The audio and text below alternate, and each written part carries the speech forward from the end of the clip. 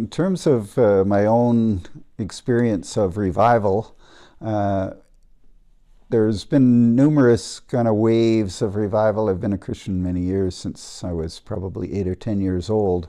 And so I've seen different moves of God sort of come in force and then wane over the years. But the most recent move of God that had a major impact on my life is what's been referred to as the Toronto Blessing, or more appropriately, the Father's Blessing, which began in Toronto in 1994, January 1994.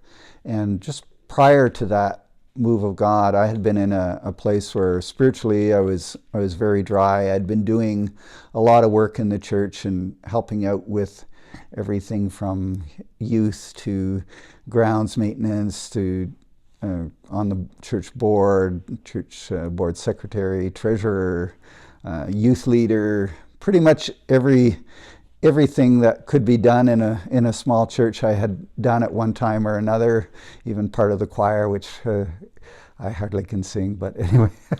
So that's the position I was in at the time, or the state I was in. I was very dry spiritually. I wasn't praying much. I wasn't reading my Bible much. I was just gotten to a place where it was more work than it was deep relationship with God.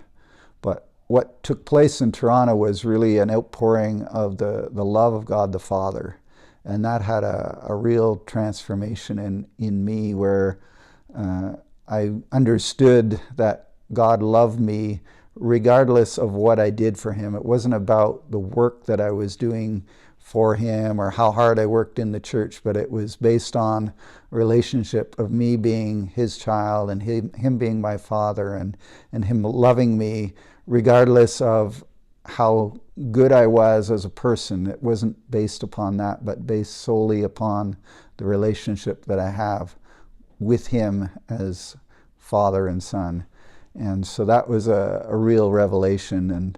And also there was a lot of refreshing that came with that move of God. So people who were spiritually dry, as God healed up their hearts and gave them fresh revelation of who he was and how deep his love is for us, that really changed the whole way that I began to do ministry. Instead of doing it out of duty and out of sort of a requirement to fulfill, it was more out of the overflow of the joy of the Lord, and just the sense of his love for me. And I remember I had gone to a couple of meetings in Toronto and been touched by the Holy Spirit, and then I went on a mission trip to Cuba.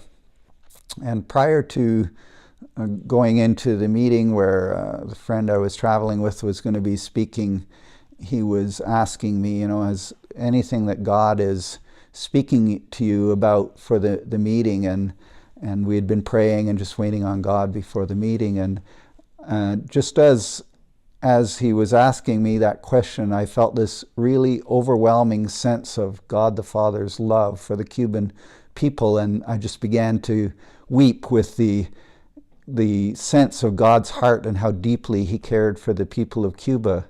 And so it's really been a deep transformation that has taken place in understanding just the height and the width and the depth of God's love, and how that through the work of Christ we're forgiven and God sees us as pure.